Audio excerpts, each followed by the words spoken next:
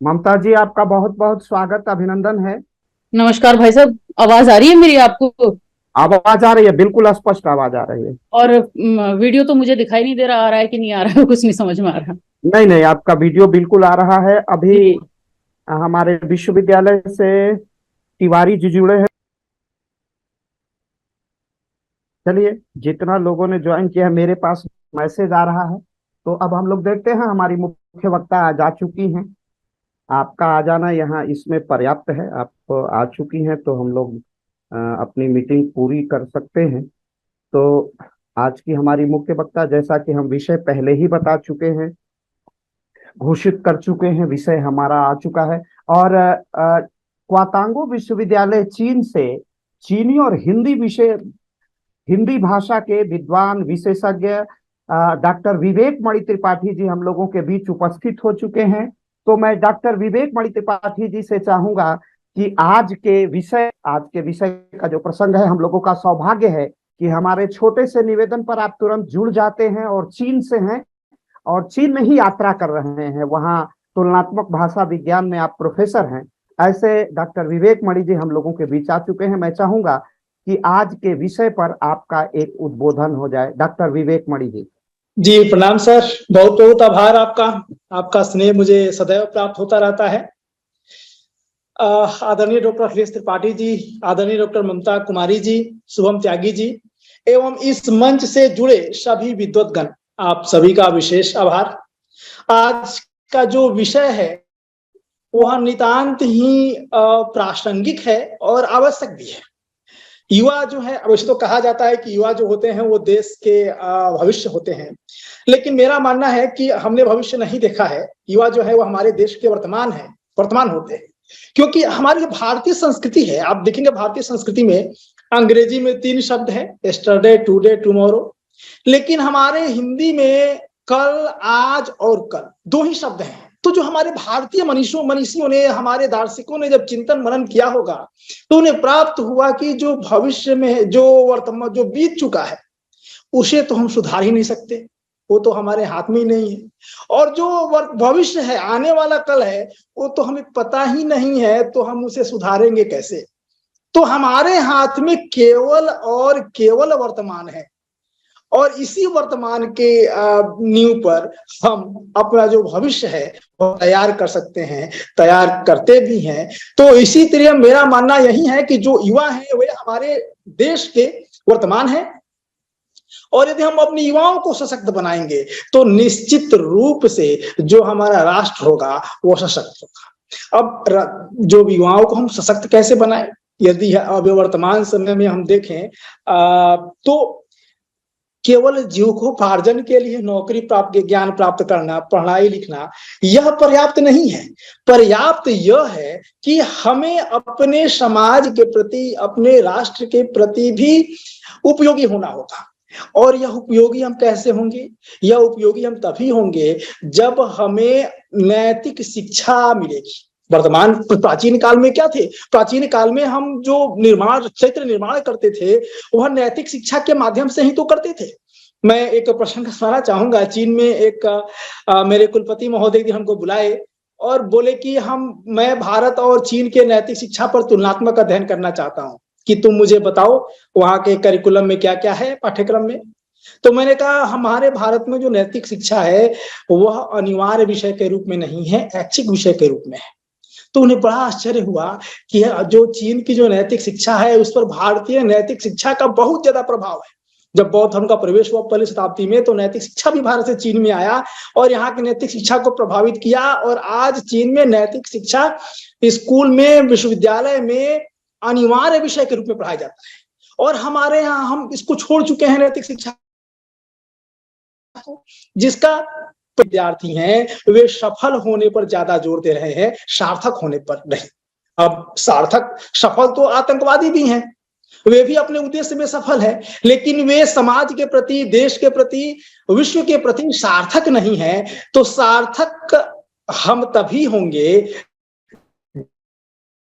जब हम अपनी शिक्षा को नैतिक शिक्षा से जोड़ेंगे, नैतिक मूल्यों से जोड़ेंगे, तभी हम सार्थक हो पाएंगे। अन्यथा हम सफल तो हो ही रहे हैं, दिन प्रतिदिन सभी लोग सफल हो रहे हैं, लेकिन उसमें से कितने प्रतिशत लोग सार्थक हो रहे हैं। एक छोटा सा उदाहरण है, आज लोग हम पढ़ते हैं अखबार में कि फलाने का लड़का यूपीएससी निकाल लिया, आईएएस बन गया। तो आईएएस बनने की खबर हम लोग दो ही बार पाते हैं अखबार में। एक जब उस आईएएस में चुनाव होता है, और दूसरी बार जब पढ़ते हैं कि फलाने आईएएस के यहाँ इतना करोड़ नगद मिला और इतनी मशीन गई है गिनने वहां पर। तो आखिर क्या कारण है कि मध्यम वर्ग का लड़का जो यूपीएससी इतनी मेहनत करके यूपीएससी निकालता है और घुसते ही इतना ज्यादा भ्रष्टाचार कर लेता है? क्यों? क्योंकि हम उसको सफल बनाने पर जोर दे रहे हैं, उसको समाज के प्रति सार्थक बनाने पर जोर नहीं दे रहे हैं। और युवा जो हैं, हमारे जो देश के जो वर्तमान है, भविष्य के नींव हैं, उनको यदि हमें सार्थक बनाना होगा तो निश्चित रूप से हमें उन्हें नैतिक मूल्यों से, जो भारतीय नैतिक मूल्य है, सांस्कृतिक जो हमारे सनातन नैतिक मूल्य हैं, उनसे परिचित कराना ही होगा। एक मैं छोटा सा उदाहरण दूंगा, हमारे यहाँ चीन में, उत्तरी चीन में ठंडी के दिनों में -30 -40 तापमान रहता है और पूरा विश्वविद्यालय बर्फ से ढक जाता है। सुबह 8 बजे कला कक्षाएं शुरू होती हैं और 7 बजे चीनी विद्यार्थी हाथ में फावड़ा लिए पूरा विश्वविद्यालय परिसर साफ कर देते हैं बर्फ से। हम, और जब मैं बीएचयू में पढ़ता था, हम लोग छात्रावास में रहते थे, तो हमारे रूम में झाड़ू मारने के लिए भी एक नौकर रखा है विश्वविद्यालय में। तो क्या हम जिस रूम कमरे में रह रहे हैं, हम उसको साफ सुथरा रखने की भी नैतिक जिम्मेदारी नहीं ले सकते? तो ये सब चीजों पर हमें ध्यान देना होगा, हमारे सरकार को भी। यहाँ पर एक और चीन में अच्छी बात है कि सैन्य प्रशिक्षण आवश्यक है विश्वविद्यालय के विद्यार्थियों को। भारत में तो सभी के लिए अनिवार्य नहीं करना चाहिए, क्योंकि विशेष विचारधारा के लोग उसका दुरुपयोग करना शुरू कर देंगे।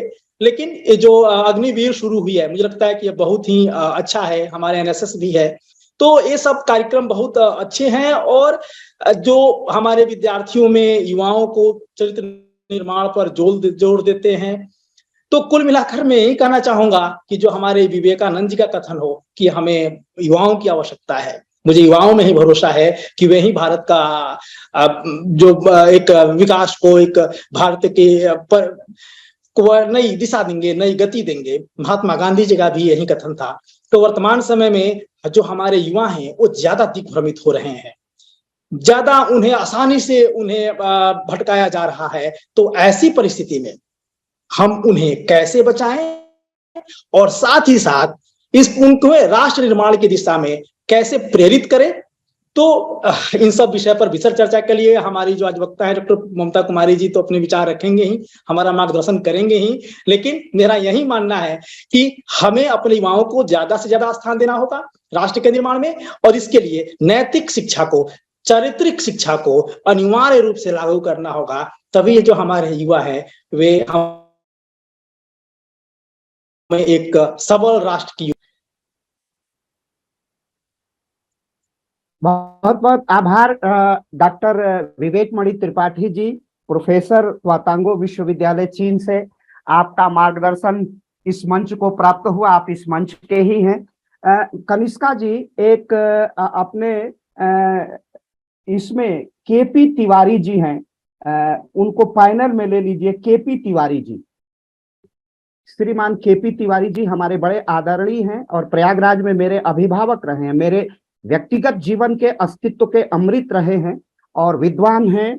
और सबसे बड़ी बात है कि जीवन के आरंभ से आद्योपांत उन्होंने बड़ी ईमानदारी से अपने कर्तव्यों का निर्वहन किया है, हम लोगों के आदर्श रहे हैं। तो ऐसे श्रीमान केपी तिवारी जी जुड़े हैं तो हम लोगों के पैनल में आ जाएंगे तो हम लोगों के लिए बहुत अच्छा होगा, मेरे लिए व्यक्तिगत जीवन के लिए बहुत उत्साहवर्धन का होगा। और अब मैं चाहूंगा इसी के साथ डॉक्टर लवलेश जी को भी पैनल में आप ले लीजिए, वो भी जुड़ चुके हैं। संभवतः लवलेश जी पैनल में हैं। कनिष्का जी, केपी तिवारी और डॉक्टर लवलेश जी को ले लीजिए। श्रीमान डॉक्टर केपी तिवारी जी, आप हमारी होस्ट भेज रही हैं तो उसको पैनल में आप ज्वाइन कर लीजिए, मेरे लिए बहुत अच्छा रहेगा। तब हम कार्यक्रम को आगे बढ़ाते हैं। माननीय तिवारी जी हमारे पैनलिस्ट भेज रही हैं ज्वाइन करने के लिए पैनल में, तो आप आ जाइए पैनल में। और सभी विद्यार्थियों का, जो आज हमसे जुड़े हुए विद्यार्थी हैं, जो हमारे श्रोता हैं, उनका भी अभिनंदन करते हैं, स्वागत करते हैं। और इस तकनीकी बाधा में हम लोगों की थोड़ी सी विलंब हुई है। तो अब हम कार्यक्रम पर आ जाते हैं सीधे। लाइव प्रसारण भी कनिष्का जी ने कर दिया होगा, फेसबुक पर ये लाइव प्रसारण भी है, उसके बाद यूट्यूब पर जाएगा। तो इस प्रकार हम लोग अपने कार्यक्रम को आरंभ करेंगे और मैं डॉक्टर विवेक मणि त्रिपाठी जी से आज की बात का आरंभ कर रहा हूं। डॉक्टर विवेक जी ने बहुत अच्छी बात कही है कि किसी भी देश को हम जान सकते हैं उसके नैतिक चरित्र से। मार्टिन ल्यूथर किंग जूनियर ने कहा है कि किसी देश की पहचान इस बात से नहीं है कि उसमें कितने प्रकार, उसकी जनसंख्या क्या है, उसमें वीरत्व क्या है, उसमें कितना ओज है। किसी देश की पहचान उसके युवाओं के चरित्र से होता है, उसके आत्म बलिदान करने की सामर्थ्य से होता है। तो इस प्रकार एक बहुत बड़ी अच्छी उपलब्धि है यह, इसको हम लोग जान सकते हैं केवल और केवल देश के चरित्र से। और आज हमारे बीच जो मुख्य वक्ता अपना पाथेय देने आई हैं वह है डॉक्टर ममता कुमारी जी। इन्होंने एमफिल और पीएचडी की डिग्री जो आर्ट्स में, कला के क्षेत्र में जो सबसे बड़ी उपाधियां होती हैं वो अर्जित की हैं। इनके जो भूमंडलीकरण और बाजारवाद विषय पर आपका रहा है। तो भूमंडलीकरण और बाजारवाद पर आपने दिल्ली विश्वविद्यालय से शोध प्राप्त किया है। इसी विषय पर आपकी पीएचडी है और आप, जैसा कि परिचय में हम लिख चुके हैं, आज का विषय है राष्ट्र निर्माण और युवा। कोई भी राष्ट्र प्रगति के पथ पर तभी अग्रसर होता है जब उसकी युवा शक्ति उस राष्ट्र को विकास की दिशा में अग्रसर करने में अपना अवदान देती है, अपना योगदान देती है।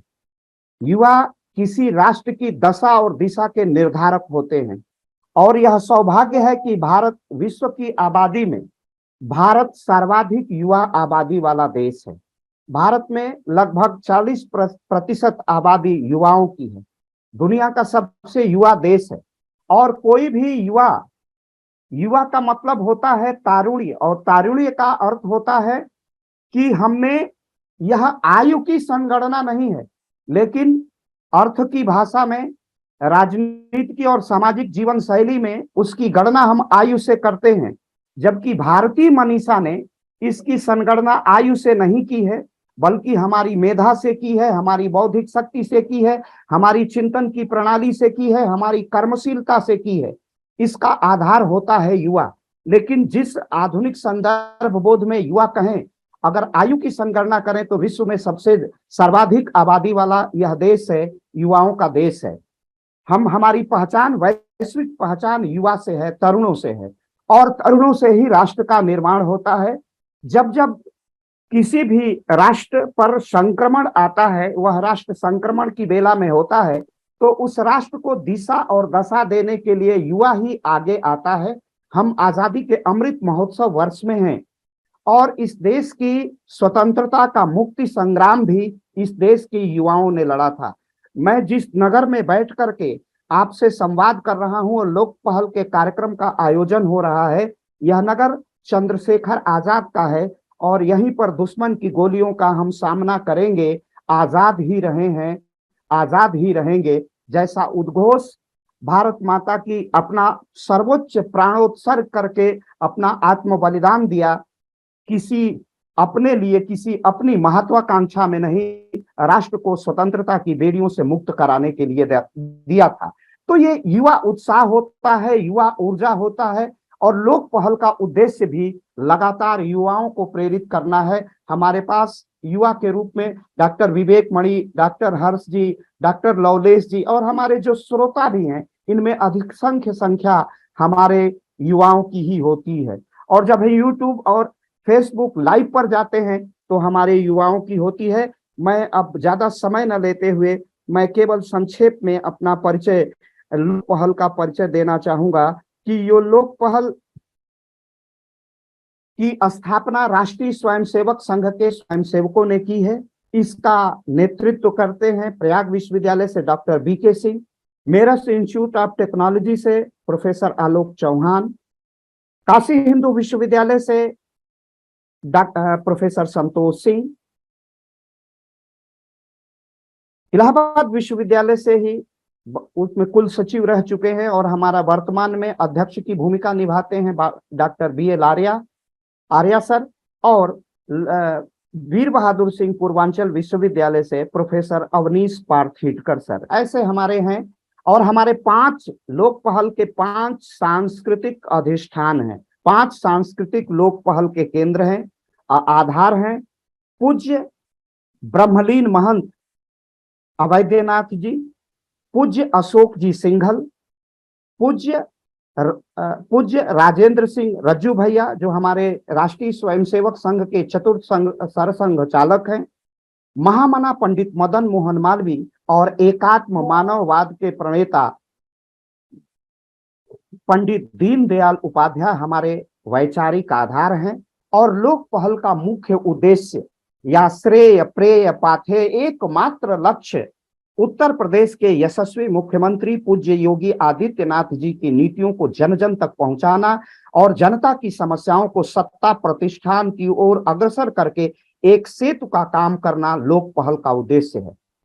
उत्तर प्रदेश के मुख्यमंत्री श्रद्धेय योगी आदित्यनाथ जी की नीतियों का हम लगातार प्रचार प्रसार करते हैं और वो हठ योगी, हम कहते हैं कि वो नाथ पंथ के गोरक्षपीठ के पीठाधीश्वर हैं। हठ योग को कहते हैं, ह माने होता है सूर्य, ठ माने होता है चंद्रमा, अर्थात सम विषम परिस्थितियों में भी अपने को संतुलित और सामंजस्य बैठाए रखना ही कहते हैं हठ योगी को। तो सम और विषम परिस्थितियां, विपरीत परिस्थितियों में भी अपने को साधना पथ पर कर्म की निरंतरता में रत रखना ही इस उत्तर प्रदेश के यशस्वी मुख्यमंत्री योगी आदित्यनाथ का एकमात्र ध्येय है। उत्तर प्रदेश की को प्रगति के पथ पर अग्रसर करना उनका एकमात्र लक्ष्य है और उन्हीं को वैचारिक सपोर्ट देने के लिए, वैचारिक रूप से उनके साथ खड़े रहने के लिए निस्वार्थ रूप से राष्ट्रीय स्वयंसेवक संघ के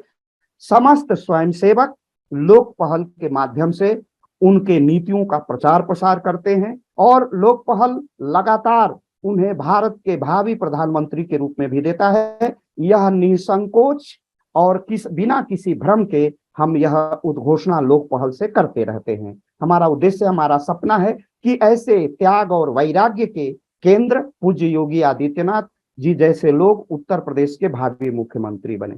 तो मैं अब सीधे अपने आज के वक्ता के लिए, पाथेय के लिए आमंत्रित करता हूं डॉक्टर ममता जी को। डॉक्टर ममता जी। जी नमस्कार। सम्मानित मंच को मेरा सादर प्रणाम, अखिलेश जी भाई साहब और मंच से जुड़े सभी विद्वत जन को सादर प्रणाम। मैं डॉक्टर ममता कुमारी वर्तमान में स्वामी श्रद्धानंद महाविद्यालय में हिंदी विभाग में हूँ। और मुझसे ही गलती हुई, मेरे परिचय में मैंने जो PhD का विषय तो लिख दिया लेकिन ये नहीं लिखा कि वो कहाँ से की है। तो मेरे PhD का विषय जो है 20वीं शताब्दी के अंतिम दशक से लेकर अब तक 1990 से 2020 तक के उपन्यासों में भूमंडलीकरण और बाजारवाद है। मैंने PhD की उपाधि हैदराबाद सेंट्रल यूनिवर्सिटी से पूर्ण की है। आज की चर्चा का विषय जैसे कि राष्ट्र निर्माण और युवा है, उसकी आधारशिला विवेकमणि त्रिपाठी जी ने पहले ही रख दी है। और अब जो है मैं अपने विचार आप सबके समक्ष प्रस्तुत करती हूँ। राष्ट्र वस्तुतः भाषा, इतिहास, जातीयता, संस्कृति या समाज जैसी साझा विशेषताओं के संयोजन के आधार पर गठित लोगों का एक समुदाय है। और ये जो समुदाय है इसकी सबसे छोटी और महत्वपूर्ण इकाई परिवार है। इस परिवार में ही जन्म लेकर पल बढ़कर बालक या बालिका युवा बनते हैं। भारत में स्वामी विवेकानंद जी युवा शक्ति के प्रेरणा स्रोत के रूप में उभरे और उन्हीं के जन्म दिवस जयंती पर 12 जनवरी को प्रतिवर्ष भारत में राष्ट्रीय युवा दिवस मनाया जाता है। उनका कहना था कि उठो, जागो और तब तक मत रुको जब तक तुम्हें तुम्हारे लक्ष्य की प्राप्ति ना हो जाए। यह एक सार्थक उक्ति है कि तब तक रुकना नहीं चाहिए कि जब तक तुम्हारे लक्ष्य की तुम्हें प्राप्ति ना हो जाए। युवा पीढ़ी जैसे कि किसी भी राष्ट्र की रीढ़ होती है और रीढ़ जब क्षतिग्रस्त हो जाए तो शरीर का सीधा खड़े रहना भी संभव नहीं होता। उसी प्रकार देश के विकास के लिए राष्ट्र की रीढ़ यानी युवा वर्ग, उसका मानसिक स्वस्थ रहना भी अति आवश्यक है। यदि बात करें हम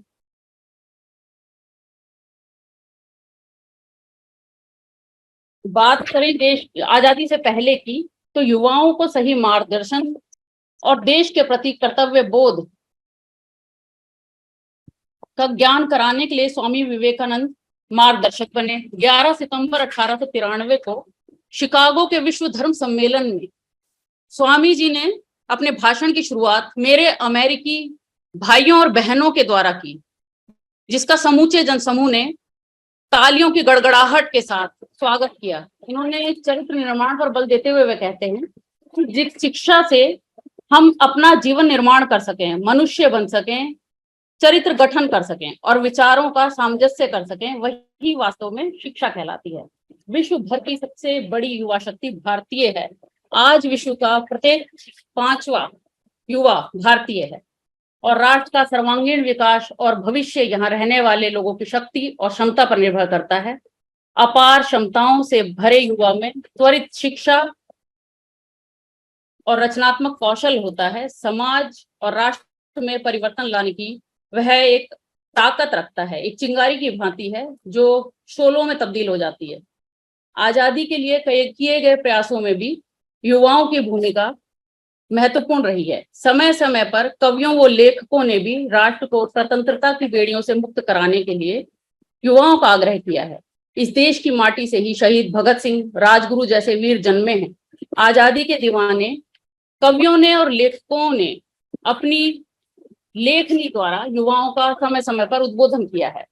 मुझे राष्ट्रकवि माखनलाल चतुर्वेदी की कविता पुष्प की अभिलाषा की कुछ पंक्तियां यहाँ याद आती हैं। वो कहते हैं कि चाह नहीं मैं सुरबाला के गहनों में गूथा जाऊं, चाह नहीं प्रेमी माला में बिंद प्यारी को ललचाऊं, चाह नहीं सम्राटों के शव पर हे हरि डाला जाऊं, चाह नहीं देवों के सिर पर चढ़ूं भाग्य पर इठलाऊं, मुझे तोड़ लेना बनमाली उस पथ पर तुम देना फेंक, मातृभूमि पर शीश चढ़ाने जिस पथ जाएं वीर अनेक। यहाँ पुष्प भी या उसकी ये अभिलाषा है कि वो जो है जहां जिस रास्ते पर वीर चलते हैं उनके पैरों की धूली बन जाए या उनके पैरों में जो है अपना जीवन सर्वस्व समर्पित कर दे। भारत का अस्तित्व हिंदू है और भारत एक हिंदू राष्ट्र है। हिंदू तो इसका अस्तित्व है। अभी कुछ कल परसों की ही एक खबर में मैं देख रही थी कि शहीद मेजर आशीष ढौंचक की अंतिम विदाई में एक माँ अपने साहस का परिचय दे रही थी। कहती है कि मैंने शेर बेटे को जन्म दिया है, मरूंगी नहीं, उसे सैल्यूट करूंगी। इस प्रकार जिस शेर को शेरनी ही जन्म दे सकती है और यहाँ पर एक माँ का त्याग और समर्पण महत्वपूर्ण है। ये भारतवासी, ये जो भारत भूमि है, यह ऐसी धरती है जिसमें आतताइयों से अपनी मर्यादा की रक्षा करने के लिए अनगिनत शतरानियों ने जौहर किया है। इसलिए आज के युवा को अपने अतीत के प्रति गौरवान्वित होते हुए राष्ट्र निर्माण में अपनी अग्रणी भूमिका निभानी चाहिए और वो निभाएगा ही। समय समय पर भारत विरोधी ताकतें नवयुवकों को बरगलाने का कार्य करती ही रहती हैं।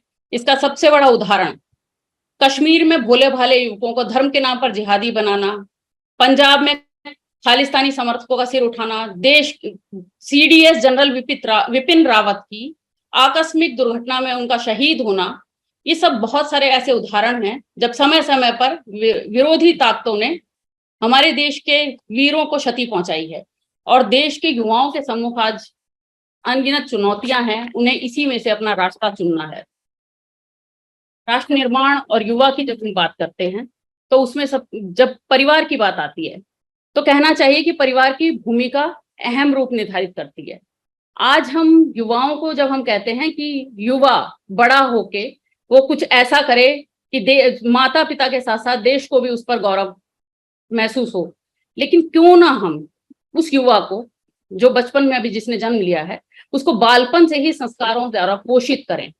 जैसे हम देखते हैं कि सुबह उठते हम गुड मॉर्निंग, गुड नाइट, इस तरह के जो शब्दों द्वारा उसको हम सिखाते हैं, गुड मॉर्निंग, गुड नाइट, उसकी जगह पर अगर हम प्रणाम या नमस्कार करना सिखाएं, पैर छूना सिखाएं, इस तरह से सुप्रभात या नमस्कार सिखाने की जो आदत है या परंपरा है वो हमारी भारतीय परंपरा है। इसको हमें परिवार की एक जो इकाई है उसमें लेकर आना होगा वापिस। और कहा जाता है कि कुम्हार जैसे कच्ची मिट्टी को अपने हाथों से आकार देकर बर्तन बनाता है। जो बालक होता है वो भी एक कच्ची मिट्टी की तरह है। तो परिवार के जो बड़े बुजुर्ग हैं, संरक्षक हैं, वो इस कच्ची पौध को सुसंस्कार देकर पुष्पित पल्लवित कर सकते हैं। हमारी भारतीय संस्कृति में तो चांद को भी चंदा मामा कहा जाता है, सूर्य को अर्घ दिया जाता है, पृथ्वी, आकाश, वायु, अग्नि, जल को पंच तत्व माना जाता है, वातावरण को शुद्ध करने के लिए हवन किया जाता है। तो क्यों ना बालपन से ही बच्चों को भारतीय परंपरा, संस्कृति और राष्ट्र के प्रति जागरूक किया जाए। आज जब हम आजादी का अमृत काल मना रहे हैं और इस अमृत काल के आगे आने वाले 25 वर्षों पर भी अपनी राष्ट्रीय भावना, शक्ति और सामर्थ्य को केंद्रित करना होगा, तभी वर्ष 2047 में भारत एक विकसित और शक्तिशाली देश बनेगा। इस दिशा में केंद्र सरकार भी अपने अपने स्तर पर बहुत से काम कर रही है, जिसमें से कि नई राष्ट्रीय शिक्षा नीति 2020, उसने भारतीय भाषाओं को पाठ्यक्रम में स्थान देना, कौशल संवर्धन पाठ्यक्रम, मूल्यवर्धक पाठ्यक्रम, योग्यता संवर्धक पाठ्यक्रम द्वारा युवाओं के सर्वांगीण विकास पर जोर दिया है। केवल शिक्षा द्वारा डिग्री प्राप्त कर शिक्षित हो जाने मात्र से ही युवा राष्ट्र के प्रति अपना दायित्व नहीं निभा सकता, अपितु उसे नैतिक मूल्यों और सुदृढ़ चरित्र का निर्माण करके राष्ट्र हित में अग्रसर होना होगा। आज का युवा कई स्तर पर हम देखते हैं कि प्राचीन मान्यताओं को मानने से इनकार करता दिखाई देता है। कहीं ना कहीं उसे पश्चिमी सभ्यता और जो नवाचार आज हमारी संस्कृति में, भारतीयता में कुछ हद तक घुल गए हैं, वो उसे प्रभावित करते हैं। उच्च शिक्षा का मतलब जैसे नौकरी पाना है, उसी तरह से पश्चिमी चकाचौंध ये आजकल के युवाओं के लिए ये एक सिंबल बन गया है कि ऊंची शिक्षा द्वारा, डिग्री द्वारा हम जो है अच्छी नौकरी पालेंगे, उससे जो है समाज में हमारा एक स्तर बढ़ेगा। तो यहाँ भारतीय जो परंपरा है या संस्कृति है, उसमें केवल शिक्षा पा लेने भर से ही एक स्तर का विकास नहीं होगा, उसे नैतिक स्तर पर उसे अपना स्तर बढ़ाना होगा। पश्चिमी चकाचौंध और नवाचारों से दूर रहकर उसे जिम्मेदार नागरिक बनना होगा। समाज विरोधी तत्वों की रोकथाम में अग्रणी भूमिका निभानी होगी, यही आज की मांग है। एक समय था जब भारतवर्ष सोने की चिड़िया कहलाता था, फिर विदेशियों की नापाक नजरें और कुटिल चालों के जरिए व्यापार के माध्यम से ईस्ट इंडिया कंपनी भारत आई और कुछ लालची और पाखंडी लोगों की गद्दारी के कारण राष्ट्र गुलामी की जंजीरों में जकड़ता चला गया। अनगिनत राष्ट्रभक्तों ने देश के प्रति अपनी जान न्यौछावर कर दी, जबकि उन्हें इतिहास में स्थान तक नहीं मिला। अब वही जो है पिछले कुछ वर्षों से ऐसे गुमनाम स्वतंत्रता सेनानियों की पहचान उजागर करने का काम आज के समय में आज अनेक संस्थाएं और व्यक्तिगत रूप से भी किया जा रहा है। आज अगर हम देखें कि हम जब चैन की नींद सोते हैं तो उसके पीछे भारत माता के वे वीर प्रहरी हैं जो अपना जीवन दांव पर लगाकर राष्ट्र की सीमाओं में दिन रात तत्पर हैं। कहीं वो माइनस टेम्परेचर में जी रहे हैं तो कहीं धधकती धूप में अपना पसीना बहा रहे हैं। कर्तव्य परायणता का बोध युवाओं में नवजीवन का संचार करता है। यही नवजीवन का संचार हमें उनमें कराना होगा। आज की अगर बात करें तो राष्ट्र निर्माण में जो महत्वपूर्ण भूमिका निभाने वाले युवकों को दिग्भ्रमित होने से बचाने के लिए भी हमें कई स्तर पर कार्य करने होंगे, जिसमें कि शिक्षक की भूमिका है। केवल पाठ्यक्रम पर ध्यान देके, एक सिलेबस समाप्त करके, टेस्ट लेके, उसको नंबर देके, यही ना करके जब भी समय मिले उन्हें अपनी भाषा के प्रति प्रेम, संस्कृति जो स्वर्णिम अतीत है उसके प्रति गौरवान्वित होने के लिए उसके विषय में भी कुछ ना कुछ बताना होगा। भाषा के प्रति प्रेम को भारतेंदु ने भी बहुत बार वो अभिव्यक्त करते हैं। उनका एक कथन है कि निज भाषा उन्नति अहे, सब उन्नति को मूल, बिन निज भाषा ज्ञान के मिटत नहीं है सूल। इसी तरह से संस्कृति के प्रति प्रेम को देखते हुए भारतीय भाषाओं के प्रति प्रेम को, कल के कर्णधारों को समय समय पर समझाते रहना होगा। समाज विरोधी ताकतों से दूर रहने की प्रेरणा देकर शिक्षक यहाँ पर अपनी तटस्थ भूमिका निभा सकते हैं। वे समाज में बुराइयों, कुरीतियों को दूर करने का अपने युवाओं से प्रण ले सकते हैं। सोशल मीडिया और नेटवर्किंग का प्रयोग राष्ट्र हित और राष्ट्र निर्माण में करने के लिए कह सकते हैं। इस तरह के अगर एक शिक्षक अपने विद्यार्थियों को कुछ कहता है तो कहीं ना कहीं विद्यार्थियों पर एक सार्थक प्रभाव पड़ता है। जुआ, नशाखोरी, बेईमानी, चोरी, इससे दूर रहकर अपनी शक्ति का देश के उत्कर्ष में सदुपयोग करें। वे राम, कृष्ण, अर्जुन के समान वीर बनकर देश के दुष्ट तत्वों का नाश करें। स्वामी विवेकानंद के मार्ग पर चलकर अपने साथ देशवासियों को भी सन्मार्ग पर चलने के लिए कहें। आज के युवा को स्वयं निर्णय लेना होगा कि उसे कैसे अपनी ताकत को राष्ट्र निर्माण, राष्ट्र उत्थान और स्वयं के निर्माण में लगना होगा। केंद्र सरकार स्वयं विभिन्न योजनाओं द्वारा युवाओं के विकास के लिए समय समय पर कार्य कर ही रही है। हम देखते हैं कि ये जो पाश्चात्य नवाचार है उसका हमारे तीज त्योहार और हमारी रहन सहन की शैली, रोजमर्रा की जो जिंदगी है उस पर भी बहुत प्रभाव पड़ा है। किसी भी त्योहार को देखिए, पारंपरिक रीति से मनाने भगवत भजन से ज्यादा कपड़ों, श्रृंगार, वेन्यू, सेल्फी, फोटो सेशन और सोशल मीडिया पर ज्यादा ध्यान रहता है। यहाँ पर देखें, आस्था का स्थान दिखावे और प्रदर्शन की भौंडी फोड़ ने ले लिया है। अब होली और दिवाली की अगर बात करें तो होली जो उसका पहले का स्वरूप था, तो पहले होली जो बालक थे, बालिकाएं थी, गलियों में ढोल की थाप पर नाचते गाते निकलते थे, मिठाई भी बांटी जाती थी।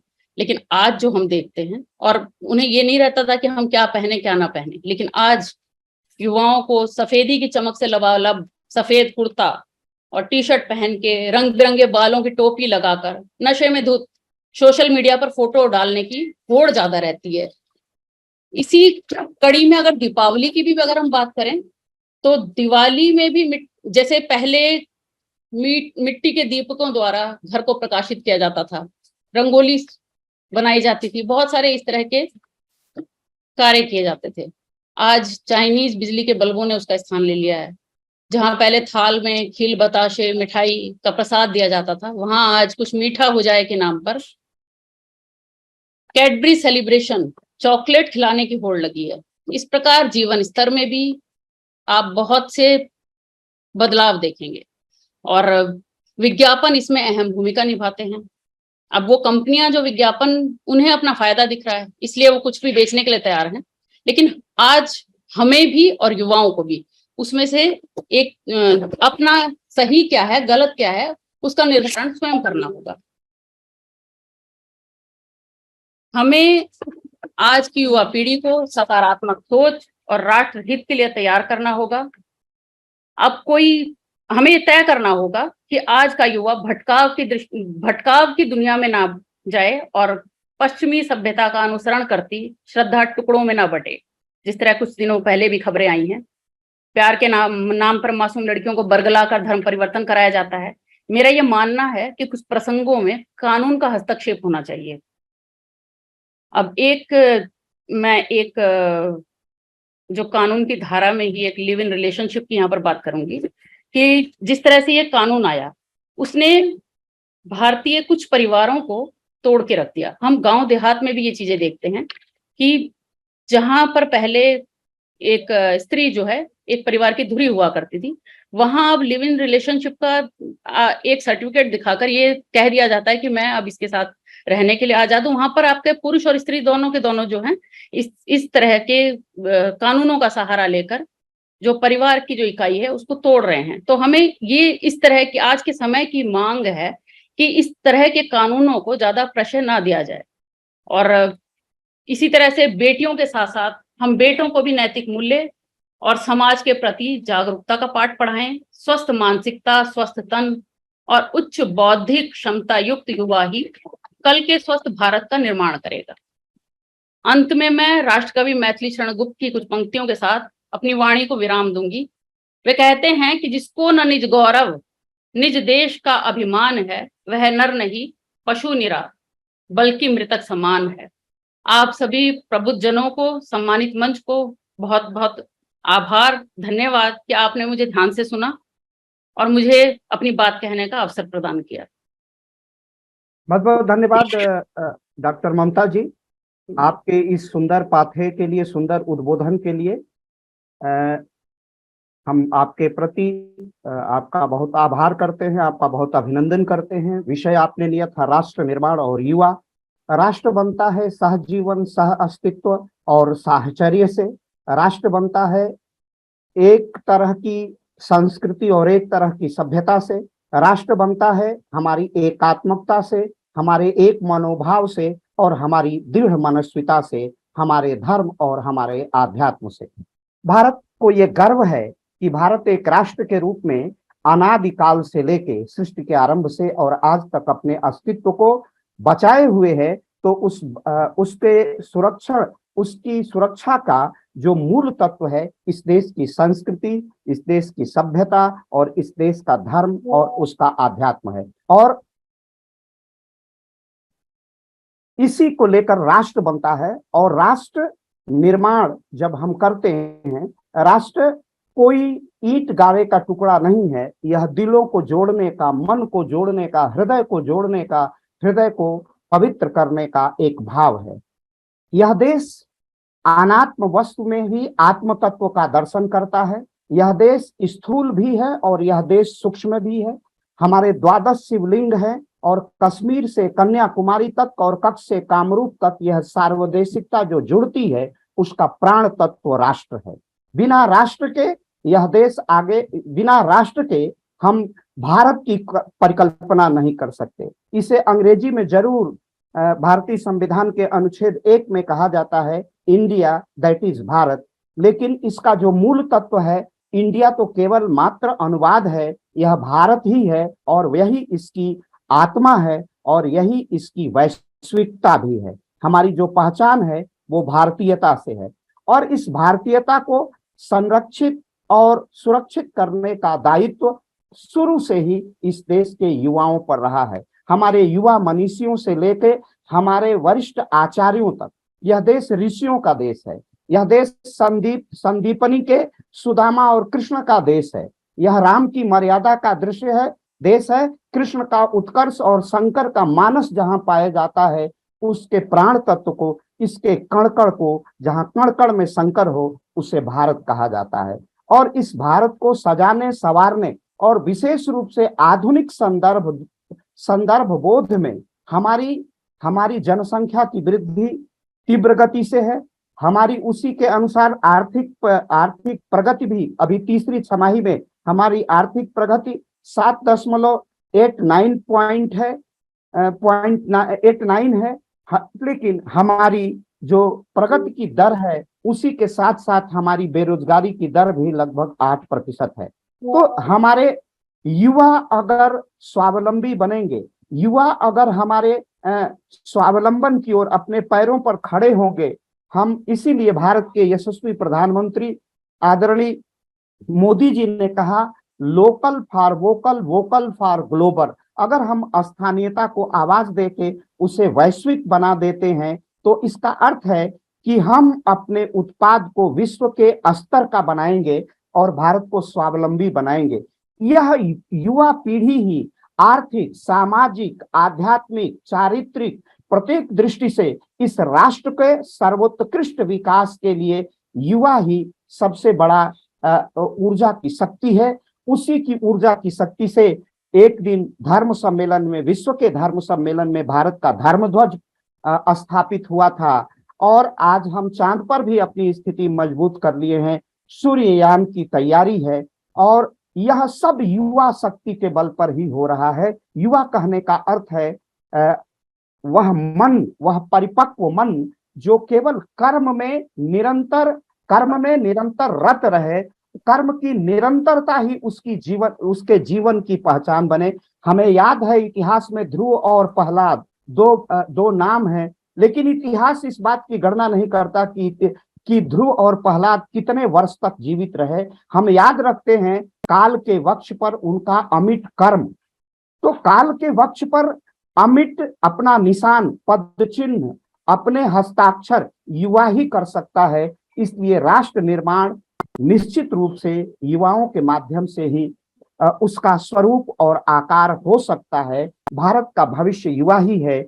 यह बहुत पहले आचार्य विनोबा ने कहा था, चिर तारुण्य की साधना अगर यह राष्ट्र करेगा तो राष्ट्र एक दिन विश्व गुरु के पद पर आसीन होगा। हम विश्व गुरु थे, विश्व गुरु हैं और विश्व गुरु ही रहेंगे। हमें अपने स्वत्व की, हमें अपने आत्मशक्ति को पहचानने और जागृत करने की है, और तब तक विश्राम करने की नहीं है। उत्तिष्ठः जागृतः, तब तक हमें जागरण का संदेश देना है जब तक हम सफल नहीं हो जाते हैं। और यही आज के पाठे का सार बिंदु रहा है। मैं औपचारिक धन्यवाद ज्ञापन के लिए युवा अर्थशास्त्री डॉक्टर हर्षमणि सिंह जी को आमंत्रित करता हूं कि आज के पाठ्य के लिए औपचारिक धन्यवाद ज्ञापन करें। डॉक्टर हर्षमणि जी, और मैं हर्षमणि जी से चाहूंगा कि हम लोगों के बीच लवलेश जी हैं जो अपने ही हैं। डॉक्टर श्रीमान केपी तिवारी जी का आना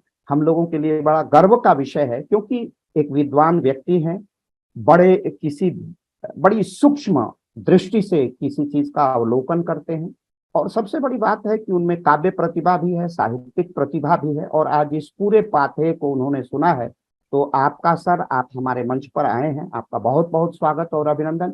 डॉक्टर हर्ष जी। धन्यवाद डॉक्टर अखिलेश त्रिपाठी जी। जैसा कि राष्ट्र निर्माण और युवा विषय पर प्रोफेसर डॉक्टर ममता कुमारी जी का पाठ्य प्राप्त हुआ, और उन्होंने अपने वक्तव्य में एक समावेशी अवधारणा युवाओं से अपेक्षा राष्ट्र की, और फिर राष्ट्र निर्माण की जो संकल्पना का जो एक समावेशी दृष्टिकोण मॉडल उन्होंने प्रस्तुत किया। और मुझे लगता है कि ये कुछ इस तरफ इंगित करता है कि देश की आज़ादी के बाद जब एक नए भारत की संकल्पना का दृष्टिकोण आया, और खास तौर से जब भारत में हरित क्रांति और बैंकों का राष्ट्रीयकरण हुआ, तो एक जो देश की जो अर्थव्यवस्था थी, जो एक उसमें थोड़ी सी एक जान आई, वो जिसको कहते हैं कि वो एक पंप प्राइमिंग की तरह उसने काम किया। और 80 के दशक से जब नई आर्थिक नीतियां आई, तो युवाओं के सामने बेहतर विकल्प खुले। और 80 के दशक के बाद से आप देखें, जब 90 का दशक आया, तो जो युवाओं की जो रिस्क लेने की जो क्षमता थी, जब विकल्प खुले आपके पास, विकल्प का आशय ये है कि जैसे शैक्षणिक अवसर भी में उपलब्धियां हो गई, या परंपरागत कोर्सों की जगह व्यवसायिक और प्रबंधन के कोर्सों ने ले ली। और इस तरीके से हम देखें कि लगातार टुवर्ड्स सर्विस सेक्टर ऐसे इंजन ऑफ ग्रोथ की तरफ भारत के युवाओं का जो है एक बड़ा, तो जो एक रिस्क लेने की कैपेसिटी थी वो बढ़ी, और जीडीपी में कंट्रीब्यूशन भी सर्विस सेक्टर्स का बढ़ा। यानी एक ऐसा तबका उभर के आया, एक ऐसा युवा उभर के आया जिसको अंग्रेजी अच्छी आती थी, और जो कॉन्वेंट से पढ़ा हुआ था और बोलने में कुशल था, उसके लिए रोजगार के अवसर खुले।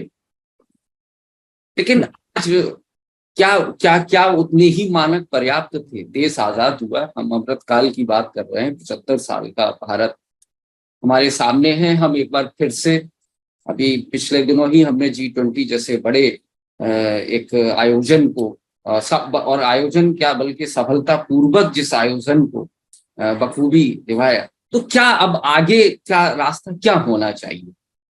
तो वो एक एंटरप्रेन्योरशिप की एक बात आती है। इस एंटरप्रेन्योरशिप की बात हम कई दृष्टिकोण में देख सकते हैं। हम चाहे भारत की जो नई शिक्षा नीति है उसके संदर्भ में देखें। अब देखिए, नई शिक्षा नीति के संदर्भ में ही अगर हम देखें, तो युवा, मैं बतौर शिक्षक भी ये बातें आपसे साझा कर रहा हूँ, विश्वविद्यालय में पढ़ाने के दौरान जिस युवा का हमसे वास्ता पड़ता है, तो आप देखें कि उसकी भाषा एक अभिव्यक्ति का माध्यम है, और मुझे लगता है कि भाषा एक वाहक है।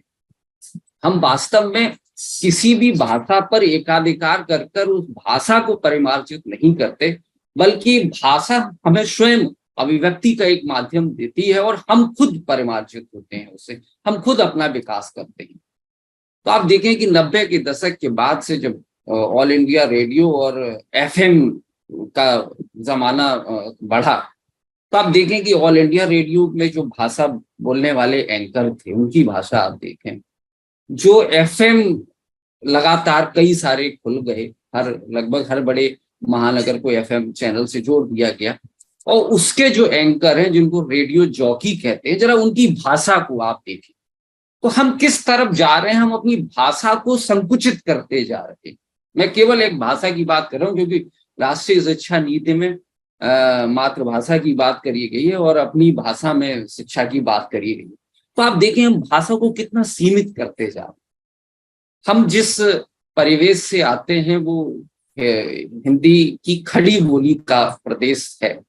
मैं बतौर पश्चिमी उत्तर प्रदेश कौन करता हूँ, खड़ी बोली का जो एक प्रदेश है।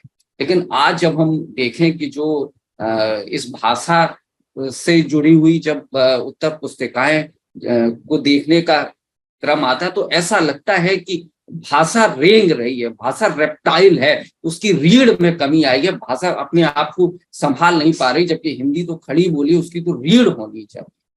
तो एक जो यहाँ पर एक जो है, अच्छा जब भाषा नहीं होगी तो किस तरीके के संवाद होंगे। तो मैं बात कर रहा था कि जो ऑल इंडिया रेडियो और जो एफएम्स आए, तो एफएम भाई नई आवाज थी, तो उससे कहा गया कि एंकर को इस तरीके से बोलना चाहिए कि वो फ्रेंड लगे, फ्रेंड्स मतलब दोस्ताना भाषा होनी चाहिए। ऑल इंडिया रेडियो की भाषा में वो लचीलापन नहीं है। तो क्या इसके नाम पर शब्दों को सीमित कर दिया जाए? क्या आज का युवा इस भाषा पर बिल्कुल भी न काम कर पाए? हम जिस दौर में रह रहे हैं, एक दौर था जिसमें बड़े बड़े साहित्यकार जिनके नाम लिए जा सकते हैं, प्रेमचंद है, चाहे फणीश्वर नाथ रेणु है, उस दौरान भाषा उपन्यासों के माध्यम से, कहानियों के माध्यम से, कविताओं के माध्यम से इस भाषा पर काम हुआ। लेकिन अब हम जिस दौर में रह रहे हैं, हम एक मल्टी स्क्रीन एज में रह रहे हैं जहां हर दिन सूचनाओं का अंबार लगा हुआ है, और यहाँ पर अब जो साहित्यिक विधाएं हैं वो भी भाषा को पालने में समर्थ नहीं है। हम एक ऐसे संकट के दौर में हैं। तो मैं एक जैसे जो युवाओं पर जिम्मेदारी है, मुझे लगता है कि कहीं ना कहीं पढ़ना कम हुआ है, और पढ़ना कम होगा तो जाहिर सी बात है जो उसकी अगली अवस्था है वो और भी कम होगी, जिसपे कहते हैं विचार करना। तो मुझे एक लगता है जो हम महसूस करते हैं, चाहे वो राष्ट्रीय शिक्षा नीति के माध्यम से हो, जिसमें आप कहते हैं कि एक छात्र है, पाठ्यक्रम है और शिक्षक है। तो शिक्षक के मानक हैं, पाठ्यक्रम के मानक हैं जिसकी आवश्यकता है, लेकिन छात्र जो युवा हमारे पास आता है उसकी क्या तैयारी है, वो किस तैयारी के साथ आ रहा है। तो मुझे लगता है कि वो एक दौर है जहां पर ये कमी आई है। दूसरी चीज जो मैं कहना चाह रहा था कि जो एंटरप्रेन्योरशिप है, जब रिस्क लेने की कैपेसिटी बढ़ी तो उसका नतीजा ये हुआ कि काफी सारे हम डेमोग्राफिक डिविडेंड्स की ओर बढ़ रहे हैं। और बिल्कुल भारत ने ये दिखाया भी, कोविड-19 से पहले भारत जो है फास्ट ग्रोइंग इकोनॉमी था, और after pandemic India is one of the country who secured the fastest recovery after pandemic and V-shaped recovery.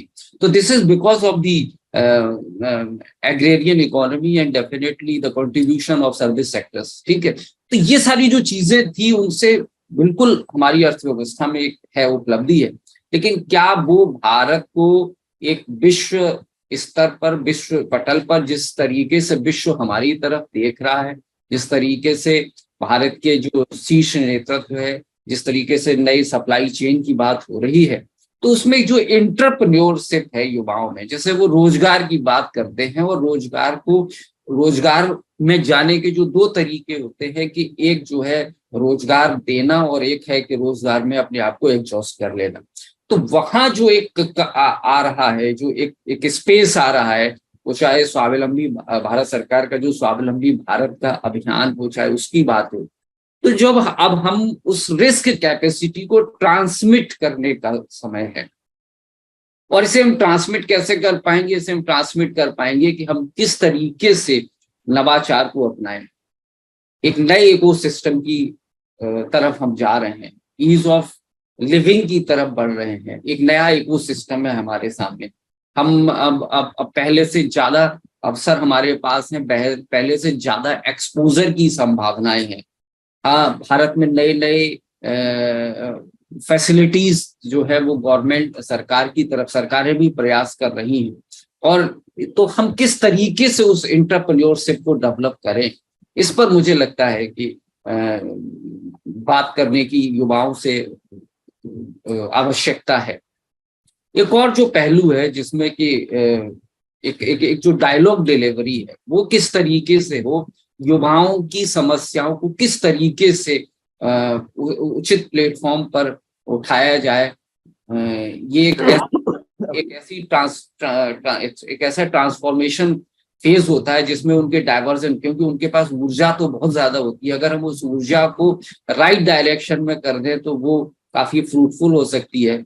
और अगर उसका स्वरूप बिगड़ गया तो वो, जैसा कि पाठ्य में भी कई जगह जिक्र आया कि युवा सबसे सेंसिटिव होते हैं। और आप ये देखें कि जितनी भी ऐसी विचारधाराएं हैं जो विमर्श हैं, जिनमें राष्ट्र के ऊपर सीधे सीधे आघात किया जाता है, तो उसके वाहक कौन है? उसके वाहक हमारे युवा ही होते हैं। विश्वविद्यालय में पढ़ने वाले युवा होते हैं, कुछ ऐसे युवा होते हैं जो बेरोजगार हैं, जो विश्वविद्यालय से पढ़ के निकले लेकिन अभी उनके हाथ में रोजगार नहीं है। वो ऐसे सॉफ्ट टारगेट होते हैं। तो मुझे लगता है कि उनको हमें लगातार संवाद की जरूरत है, वो चाहे विश्वविद्यालय के स्तर पर हो, वो चाहे विश्वविद्यालय से इतर भी हो। हमें उनसे लगातार अलग अलग प्लेटफॉर्म पे उनसे बराबर संवाद बनाए, क्योंकि अगर जैसे ही संवाद टूटेगा, जैसे ही संवादहीनता की स्थिति आएगी, ऊर्जा का जो विस्फोट है वो किसी और परिणाम में हमें देखने को मिलेगा। और मुझे लगता है कि ये इन सारी बातों को समेट कर एक जो कहते हैं कि साहब मिट्टी है, मिट्टी में आप जो भी मिट्टी में सारी सामर्थ्य है, जब हम बीज डालते हैं तो उसमें से फिर वो सामर्थ्य बाहर निकल के आती है। ऐसे ही युवा हमारे हैं जिनके अंदर असीमित ऊर्जा के पुंज हैं, बशर्ते हमें उन्हें सही रास्ता दिखलाएं और आगे उनको ले जाएं। ऐसा डॉक्टर अखिलेश त्रिपाठी जी। धन्यवाद।